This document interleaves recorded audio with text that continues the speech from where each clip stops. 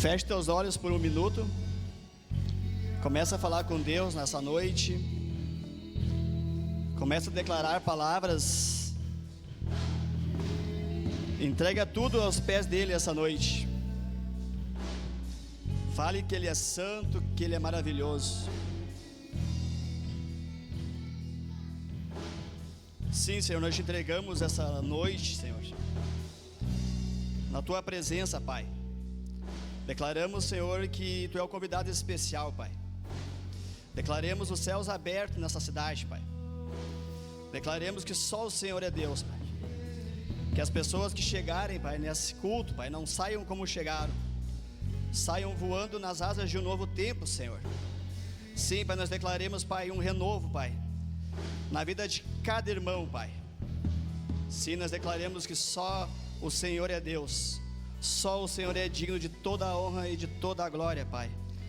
Louve, fale com Ele, fale um minutinho com Ele. Ele está aqui, Ele está te ouvindo. Amém, irmãos? Podem tomar seus assentos. Bendito seja o nome do Senhor. Vou aproveitar, vou passar uns anúncios rapidinho, para a gente não perder muito tempo. O que a gente vai ter essa semana ainda na igreja? Sexta-feira a gente vai ter o nosso front, que é o nosso culto de homens, a partir das 19h30. Todos os homens valentes e varões estão convidados a estarem presentes na sexta-feira. Não sei se os guri têm ali Não tem o front. Tá. E sábado tem o culto de jovens, às 8 horas. E domingo o nosso culto de Santa Ceia.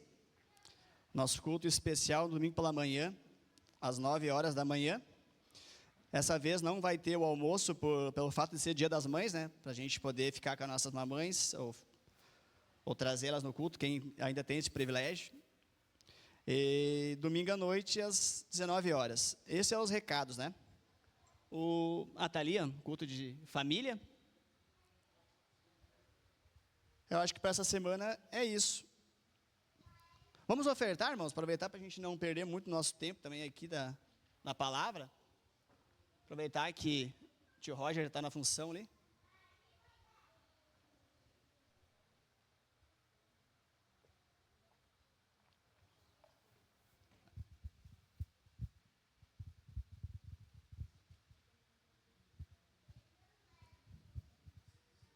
Pode trazer, irmãos. Quem tiver seu dízimos e ofertas, o QR Code está ali, Pix. Quem não tiver, que Deus abençoe cada vez mais.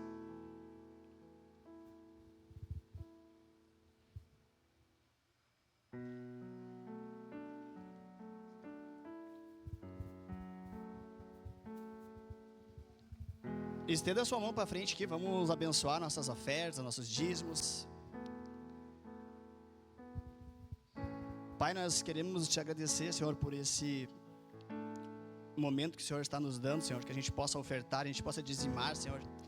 Que o Senhor abençoe a cada irmão, Senhor, grandemente, cada vez mais, Senhor. Que o Senhor possa nunca deixar faltar nada, Senhor. Que a gente possa ser farto e que a gente possa ser próspero, Senhor. É o que nós te pedimos nessa noite. Em nome de Jesus. Amém?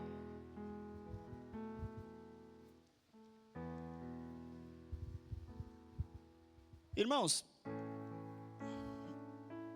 hoje eu estou bem feliz porque eu vou dar um testemunho bem rapidinho. Em abril agora, na Páscoa, fez 5 anos que eu estou congregando aqui nesse ministério. E eu acredito que foi quando eu cheguei aqui nessa casa, em 2021, época da pandemia. Foi o momento mais difícil da minha vida. O momento mais conturbado psicologicamente, que eu até falo para os guri que eu não estava em nenhum desafio de drogas ou álcool, mas era um momento bem complicado. E o primeiro ano da igreja, para mim, foi bem difícil também. Muitas vezes fiquei sozinho muito tempo, mas depois tudo foi se ajeitando e foi se moldando. Eu agradeço muito a Deus, porque muitas vezes eu estava sozinho lá embaixo, lá na Beira Rio, lá sozinho. E os cultos, não tinha culto de manhã, era quartas de noite e domingo. Mesmo eu sozinho, assim, triste, às vezes bem cabisbaixo, eu via o pregador falando aqui em cima e eu falava, um dia eu vou dar a palavra lá. E hoje acho que está se cumprindo, graças a Deus, que Deus me use pelo menos um pouquinho para mim conseguir levar a palavra. Então eu sei que Deus é bom, Ele é misericordioso. Pena que o Fernando não está aqui, e eu até gosto de brincar, sabe, porque da igreja, eu acho que eu tenho um recorde que ninguém vai conseguir aqui. Poucos vão conseguir, eu acredito que os que estão aqui, nenhum vai me bater. Nenhum irmão da igreja, eu acho que conseguia sair tão rápido do culto como eu saía, sabe? Eu até brinco, porque muitas vezes eu estava lá na porta com o carro, assim, o Fernando ia atrás de mim correndo, sabe, para me pegar. Então eu vejo como Deus, Ele muda as pessoas, como Ele consegue transformar assim, o lixo em diamante, sabe, em pedras preciosas. Acho que todo mundo tem o seu tempo, e acho que Deus me trouxe aqui, eu acho, hoje para falar um pouquinho também. Ele me fez ficar 5 anos esperando para esse momento. Então hoje, graças a Deus, eu estou conseguindo estar aqui. Eu quero que vocês abram comigo a sua Bíblia no livro de Atos.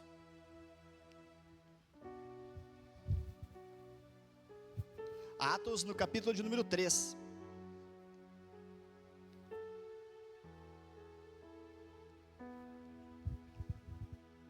Atos, capítulo de número 3, o versículo de número 6.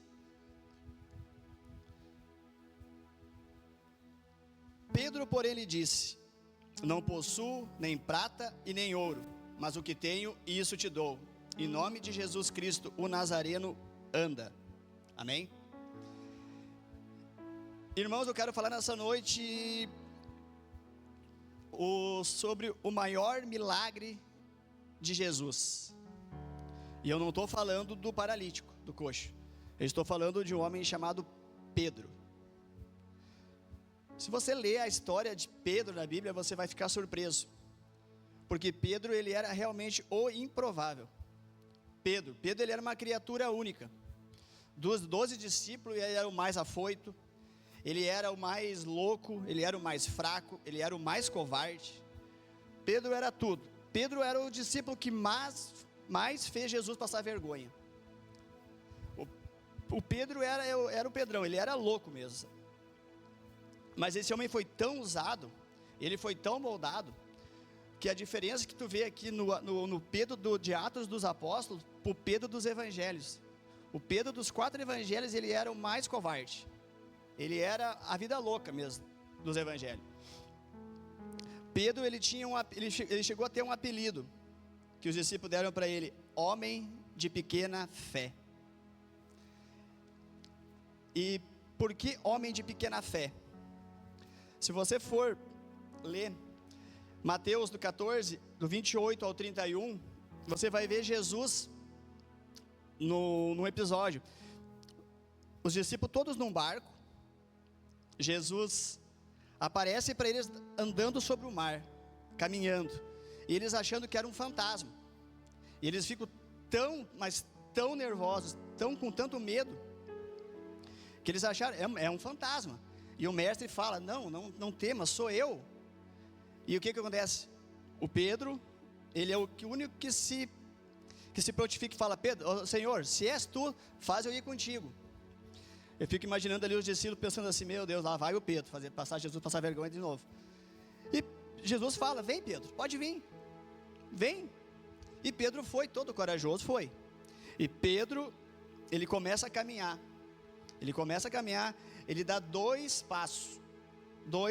O terceiro passo, ele começa a se assustar, ele está focado em Jesus. Enquanto ele está focado em Cristo, ele está andando normal sobre as águas. Ele está indo no rumo certo. Mas no momento que vem a tempestade, vem a turbulência, a primeira coisa, ele começa a afundar. E a primeira coisa que ele faz: mestre, me ajuda, me socorre. Então a gente vê que o homem que caminhou, ele foi o único que caminhou sobre as águas, só que em 2 passos ele afundou. eu fico pensando, né, por que Pedro afundou? Pedro, ele foi muito corajoso, ele teve aquela audácia de querer ir ao mestre, mas automaticamente ele afundou. E o que acontece com nós, com a gente hoje? Nós estamos acostumados assim, na primeira dificuldade, quando vem o desemprego, vem a doença, ou vem qualquer enfermidade, a gente desmorona. A gente pode estar dentro da igreja, a gente pode estar jejuando, a gente pode estar orando, a gente é o mais temente a Deus na sua fé. Mas quando cai, quando acontece uma coisinha, a primeira coisa que a gente faz é esmorecer. Isso que aconteceu com Pedro. E Jesus automaticamente pega e só diz assim: Pedro, pegou o Pedro pela mão e falou: Pedro, homem de pouca fé. Mas daí tu fica pensando, por que eles, como é que os discípulos conseguiram escutar Jesus naquela tempestade falando homem de pequena fé? Sabe? Porque para cuidar dos teus defeitos, das tuas coisas erradas, tem 300 que vão cuidar. Então isso é fato, eles cuidaram, sabe? Eles pegaram, os discípulos escutaram, e isso foi o apelido de Pedro, homem de pouca fé. Em outro episódio, Jesus num culto, que está lá em João 13, versículo 8, 9, Jesus vai lavar os pés dos discípulos. O que acontece? Jesus bota em fileira todos eles. Eu fico imaginando Jesus, o homem que era o Deus que desceu do céu, o homem perfeito. Ele desce, ele se desfez da forma de Deus para viver como a gente, para ser normal. E ele está lavando os pés dos discípulos, de 12 discípulos. Os discípulos, eu fico pensando, aqueles pés calejados, os pés horríveis, rachados, que andavam no deserto. E Jesus, porque em Salmo 18 fala que Jesus na sua glória, ele andava com os querubins, ele voava com os querubins. Então fica pensando, um Deus que voava com os querubins, hoje lavando os pés do discípulo. E quando Jesus está chegando, ele vai nos pés de Tiago, ele lava os pés de Tiago. Ele chega em Bartolomeu prontamente, ele lava os pés de Bartolomeu. Judas, Tiago, Mateus. Mas quando chega no velho Pedro, cadê os pés de Pedro? Não, Jesus olha, Pedro responde: jamais me lavará meus pés, Senhor. E Jesus responde com uma grandeza: se tu não deixar eu lavar teus pés, tu não vai ter parte comigo. Quando Jesus se vira falando isso para Pedro, Pedro não está mais só com os pés, Pedro também está com os braços. Senhor, me lava o corpo todo. Então esse era Pedro, sabe? O homem diferente. Pedro, ele era tão diferente, ele era tão fora de série, que ele é um dos poucos personagens da Bíblia que tiveram seu nome trocado. Se tu for ver a história, tu vai ver que Sarai se transformou Sara, Abraão, Jacó, Israel. Pedro era Simão. E tem uma passagem que está em Mateus 16, 18, quando Jesus chega nos seus discípulos e pergunta: Tiago, quem dizem que eu sou aí fora? E Tiago responde: Senhor, uns dizem que o Senhor é Elias. Ele pergunta para outro discípulo: e você, quem que dizem que eu sou? Uns dizem que o Senhor é João Batista. Chega no outro discípulo: tá, e você dizem que eu sou o quê? Olha, eu acredito que eles estão falando que o Senhor é um profeta aí, que veio para redimir Israel. Tá, e tu, Simão? Não, Senhor, tu és o Cristo, o Filho do Deus vivo. Quando Simão fala isso, Jesus responde para ele: é, Pedro, é, Simão. E eu te digo que tu és Pedro, e sobre essa pedra eu edificarei a minha igreja, e as portas do inferno não prevalecerão contra ela. Pedro significa rocha. Pedro era a rocha escolhida. Então, a partir daquele momento, ele não é mais Simão, ele passa a ser Pedro. E Pedro por aquele momento, Pedro não entende, sabe? Ele não conseguiu entender que se tu andar um pouquinho, continuando no versículo, no capítulo, ele vai chegar num versículo aí que Jesus começa a falar para os discípulos: vai precisar que eu padeça, que eu morra, que Jesus sabia que ia acontecer. E ele fala para os seus discípulos. Mas o Pedrão não. O Pedrão tem que se meter. Ele tem que pegar e falar: não, Senhor, nenhum mal vai te acontecer. Pode ficar tranquilo que não tem apenas de ti, homem. E Jesus fala para ele: arreda-te, Satanás. Forte, né? Mas Jesus não está falando arreda-te, Pedro, arreda-te, Satanás.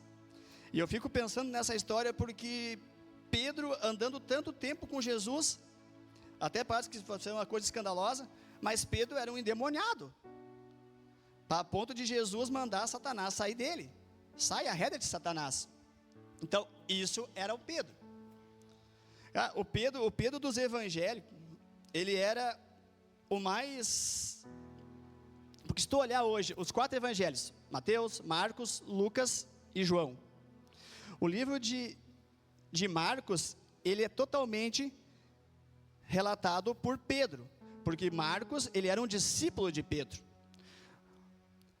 João Marcos, só para completar quem é que é Marcos. Marcos, ele era um discípulo de Paulo.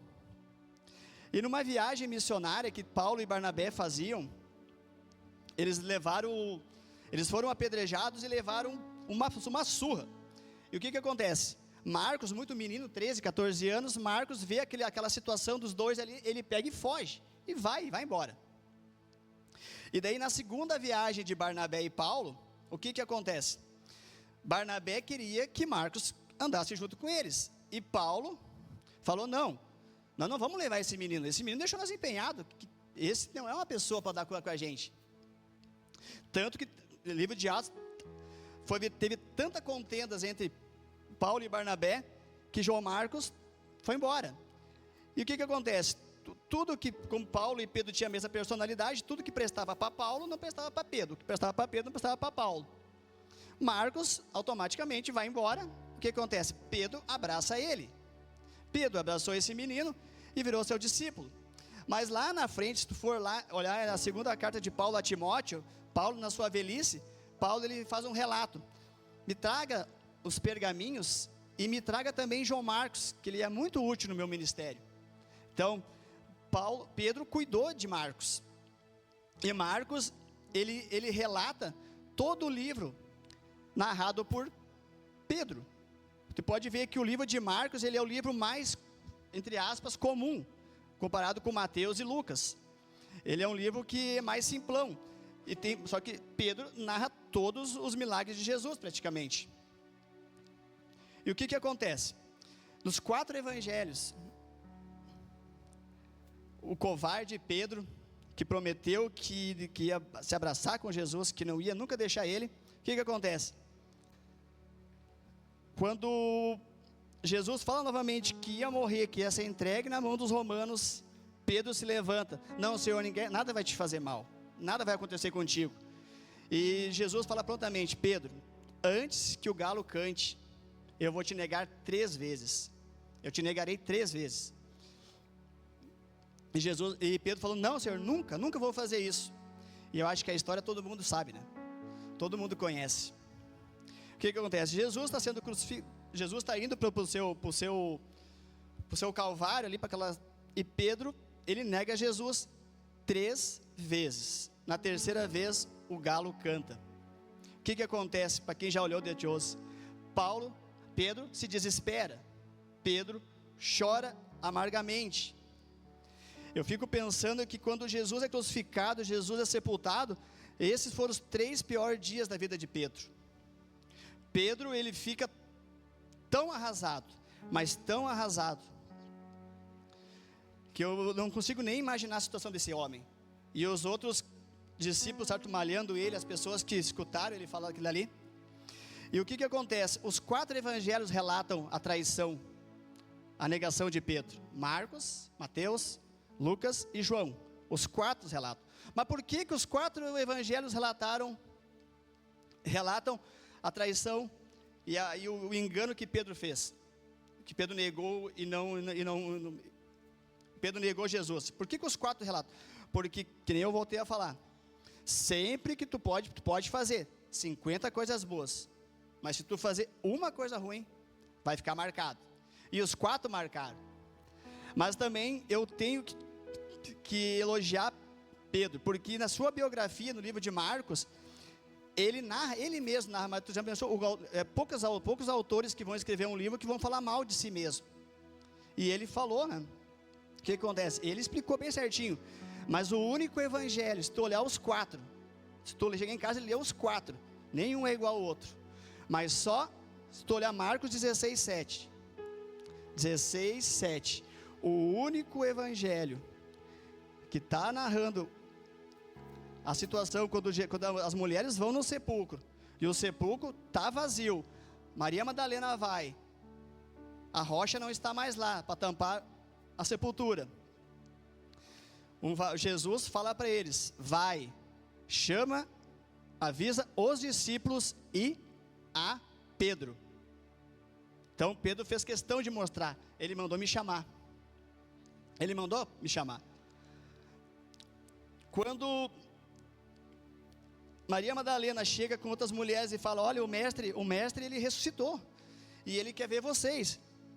João 26:7, a Bíblia fala que João e Pedro saíram correndo, saíram tão rápido para ir ver o sepulcro, que Pedro saiu correndo, mas saiu correndo muito, que João e Pedro fizeram uma carreira parelha. João, por ser mais novo, quando Pedro passa, João passou por ele. Quando João chega na frente do sepulcro, a porta aberta, que ele tinha ressuscitado, João travou. Mas Pedro, vendo mais cansado, Pedro entra direto no sepulcro. E quando Pedro entra no sepulcro, ele vê os lençóis arrumadinho, bonitinho, o corpo não estava mais lá. Toda aquela tristeza que Pedro passou naqueles 3 dias, aquele sofrimento, caiu por terra. Por quê? Porque ele viu um lenço arrumadinho, bonitinho, porque Jesus ele é organizado. Mas se você pesquisar o que significa ali os lençóis, ou o lenço na história dos judeus, quando uma família tradicional de judeus, eles estavam na mesa, eles chegam na mesa, daí estão na hora do almoço ou da janta, tem os pratos ali, tem o seu servo que ficava do lado, sempre quando o Senhor tinha que sair da mesa, tinha que se afastar, tinha um lencinho, se o lencinho aqui, ó, se ele tivesse amassado, jogado em cima do prato, é que ele podia recolher a mesa, que ele não ia mais voltar. Mas porém, quando o Senhor tinha que sair, o lencinho estava arrumadinho, bonitinho, era sinal que o servo não podia tirar o prato, porque ele ia voltar. Quando Pedro via aquilo ali, Pedro pensou, meu Deus, ele me prometeu que ele ia morrer, mas que ele ia voltar, e ele voltou.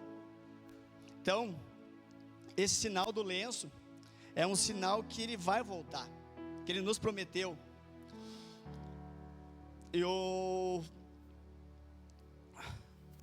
O que acontece? Jesus aparece para os discípulos, mas para a frustração de Pedro, Jesus aparece para eles e Jesus não cobra ele. Jesus, até a certeza que Pedro teria no pensamento deles, dos discípulos, seria o quê?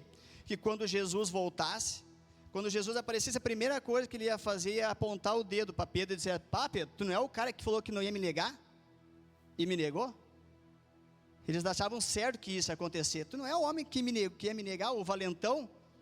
E Jesus não fez isso, porque Jesus não cuida, não aponta para os nossos defeitos. Jesus não falou nada, tanto que Jesus sai, e eles estão frustrados, porque dali eles voltam para o mar. Isso que Jesus falou para eles, olha, a partir de hoje vocês serão pescadores de homens. Eles não entenderam nada do propósito que Jesus falou para eles, eles não entenderam nada. e eles voltaram a pescar. Numa dessas pescarias, eles estão pescando, os discípulos em alto mar. Jesus aparece com uma fogueirinha ali, fazendo um peixe, fazendo um peixinho, e aparece para eles. Eles ficam de longe, eles não conseguem enxergar. Eles, quem é aquele homem? E Pedro fala: é o mestre. E o mestre chama Pedro: Pedro, vem aqui. Quando ele chama Pedro, os discípulos devem pensar: nossa, agora ele vai apanhar, agora pode se preparar, agora vai cair a casa para Pedro. Quando ele chama Pedro, ele pega e bota a mão no braço de Pedro, no ombro de Pedro, e fala: Pedro, uma das histórias mais lindas da Bíblia, Pedro, tu me amas? E Pedro: sim, Senhor, eu te amo. Pedro, tu me amas? Sim, Senhor, eu te amo. Pedro já ficou meio chateado. 3 vezes: Pedro, tu me amas? Sim, Senhor, eu te amo.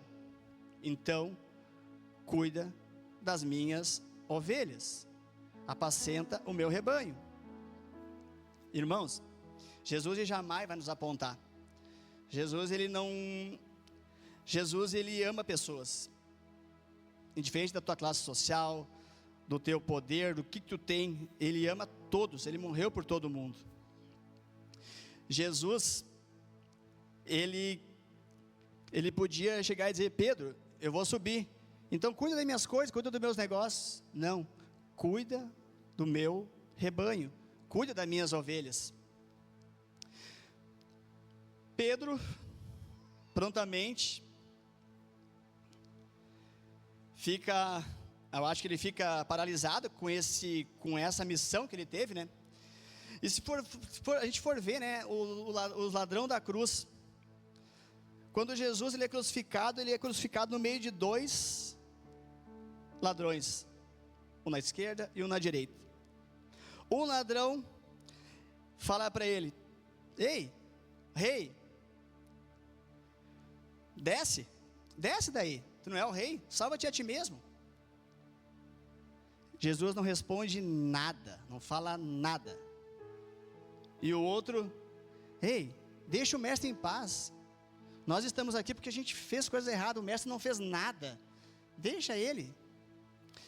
O que eu quero deixar, para a gente entenda, que Jesus, ele não dá bola para o fofoqueiro, ele não dá bola para o intrigueiro, ele não dá bola para quem quer descer da cruz, ele dá bola para quem quer ir para o reino. E quando aquele da cruz fala: Senhor, lembra-te de mim quando entrares no teu reino, é isso que Jesus quer. Jesus não quer o murmurador. E voltando agora para Atos no capítulo 3, no versículo de número 1. Agora eu quero que vocês vejam a diferença de um Pedro fracassado, de um Pedro covarde, de um Pedro que se mostrava ser valente, para um Pedro do Atos dos Apóstolos. O que aconteceu com Pedro? Pedro e João subiam ao templo para a oração da hora nona. Era levado um homem coxo de nascença, o qual punham diariamente à porta do templo chamada Formosa, para pedir esmola aos que entravam. O templo era um lugar onde tinha várias portas, chamado Formosa. Em cada uma dessas portas, geralmente, eles botavam um mendigo, ou uma pessoa ou um cego, ou um coxo, porque era um lugar que os familiares levavam ele para pedir esmola, porque eles ganhavam uma capa, esses mendigos, para ser tipo um alvará. Eles chegam na prefeitura lá e ganhavam aquela capa. E eles ganhavam aquela capa para poder ficar ali, porque para os judeus, a pessoa que tinha algum problema físico era considerado amaldiçoado. Se tu for ver, muitas vezes que até o discípulo perguntava para Jesus: Jesus, quem pecou, eles ou os pais? Tá? Então, e a capa, até o cego de Jericó, né, quando Jesus ele fala: Jesus, filho de Davi, tenha piedade de mim, e os discípulos mandam ele ficar quieto. Quando Jesus chama e cura ele, a primeira coisa que ele faz é largar a capa. Ele abandonou a capa. Então aquela capa era um sinal que era de desprezo, um sinal que tu estava ali. No versículo 3, vendo ele a Pedro e João que iam entrar no templo, implorava para que lhe desse uma esmola. Pedro, fitando juntamente com João, disse: olha para nós. Ele os olhava atentamente, esperando receber alguma coisa. Pedro, porém, lhe disse: eu não possuo nem prata nem ouro, mas o que tenho eu te dou. Eu acredito que João até ficou meio abismado, que João certamente com uma esmolinha para dar para o mendigo, quando viu Pedro falando: eu não tenho prata nem ouro, mas o que eu tenho eu te dou. Em nome de Jesus Cristo, o Nazareno, anda. Quando Pedro fala que ele, em nome de Jesus Cristo, o Nazareno, levanta-te e anda, o paralítico não levantou. Pedro fala mais uma vez: levanta-te e anda. O paralítico não andou. O paralítico olhava para eles. Mas Pedro pensou: mas se Jesus, lá em Lucas 10:19, me falou: eis que te dou autoridade para pisar em serpentes e escorpiões, em todas as enfermidades serão curadas? Pedro pensou: não. E no versículo 7, e tomando pela mão direita, o levantou, e imediatamente os seus pés e tornozelos se firmaram. Pedro usou toda a sua fé, puxando pela mão, e ele saltou. No 8, de um salto se pôs em pé, e passou a andar, e entrou com eles no templo, saltando e louvando ao grande Deus de Pedro. Glória a Deus.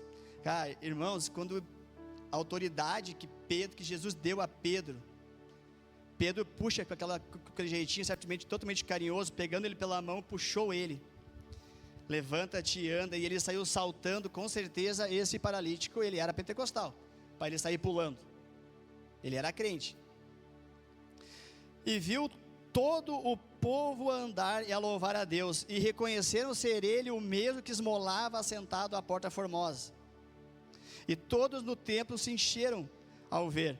E no versículo 2, à vista disso, versículo 12, à vista disto, Pedro se dirigiu ao povo dizendo: israelita, por que vos maravilhai disso? Por que olhar para nós? Pedro diz: não olhe para nós. Não olhe para nós. Lá no comecinho ele falou para o paralítico: olha para nós. Agora ele falou: não olhe para nós, que quem fez isso não foi nós, é Jesus, aquele que vocês mataram. Então isso é muito forte. Mas o porquê Pedro ele era tão diferente, que as pessoas colocavam os doentes na rua, no lado, e aonde Pedro passava, a sombra de Pedro curava. A sombra de Pedro sarava todos os doentes, todos. Se tu for ver lá em 1 Coríntios 12, que fala sobre os dons, nós temos 9 tipos de dons que Deus nos deu. E Pedro, ele era tão diferenciado, que só quando Pedro sai para a rua, um cara que era iletrado, analfabeto, ele chega e as pessoas começam a perguntar, porque tem um episódio que eles chegam, que as pessoas dizem: esses homens estão bêbados, eles não estão normal. E Pedro fala: não. E acontecerás que no último dia, diz o Senhor, que derramarei do meu espírito sobre toda a carne, vossos filhos e vossas filhas profetizarão, vossos jovens terão visões e sonharão os vossos velhos. Pedro, ele narra com muita clareza uma profecia de Joel, do profeta Joel, 800 anos antes. Como que um analfabeto, uma pessoa que não tinha nada, não sabia estudar, não fez curso de teologia, não se formou na escola de Gamaliel, como que ele conseguiria falar isso? Pedro, ele faz um discurso tão emocionado, tão perfeito, que só naquele dia 3.000 pessoas são batizadas. 3.000 pessoas são batizadas. Pensa nisso, 3.000 em um único culto. Vocês conseguem imaginar um homem iletrado fazer isso? E Pedro, esses dons, ele começa, ele tem vários dons, porque ele tem ali o dom de variedade de línguas. Ele começa a falar em línguas estranhas. pessoas interpretam suas línguas. Ele começa a ter o dom de revelação. Tem um episódio que Ananias e Safira vendem as terras e chegam nos pés dos discípulos, e eles lograram, eles não deram o valor total, e Pedro fala: por que vocês fizeram isso? Deus está vendo isso. Então ele tinha o dom do conhecimento, o dom da sabedoria. Pedro tinha todos os tipos de dom. Mas por que Pedro, esse fracassado dos evangelhos, ele se tornou tão importante no livro de Atos? E eu quero que vocês abram sua Bíblia agora, Atos, no capítulo de número 2. Quando Jesus aparece para os discípulos, ele só dá um recadinho. Ele aparece para 500 pessoas: não se dispersam, não saiam de Jerusalém. 500 pessoas entram no templo para orar e jejuar e louvar, entre eles Pedro. Só que como Jesus não marca a hora, Jesus não dá o local nem o lugar que vai acontecer, desses 500, 380 desistem e vão embora.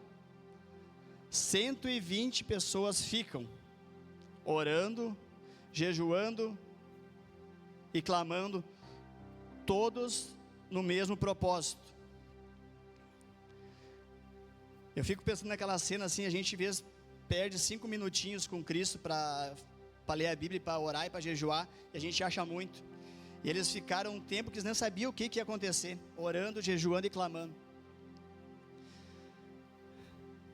No versículo 2: de repente veio do céu o som como de um vento impetuoso, e encheu toda a casa onde estavam assentados. E apareceram distribuídas entre eles línguas como de fogo, e pousou uma sobre cada um deles, e todos ficaram cheios do Espírito Santo e passaram a falar em outras línguas. Glória a Deus. Só o Espírito Santo é capaz de fazer isso. Só o Espírito Santo é capaz de transformar a pedra bruta em diamante. Só Ele é capaz de mudar a tua história, de mudar a tua vida. E o que eu queria trazer nessa noite um pouquinho, se coloca de pé. Eu queria que vocês hoje desistissem daquela capa. Sabe aquela capa que está te trancando, que trancava o paralítico, que trancava o cego? Aquela capa que nos amarra.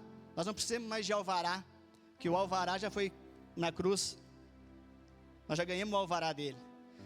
Que nós possamos voltar a ter os dons de Coríntios 12. Porque Deus deu a todos, não é só no Velho Testamento ou no Novo Testamento, Ele deu para nós também dom de fé, dom de cura, dom de sabedoria, dom de discernimento. Peça para Deus te trazer de volta esse dom. Eu peço todo dia: Deus, me traz de volta a esse lugar que eles estavam, esse lugar de excelência, esse lugar que Pedro esteve.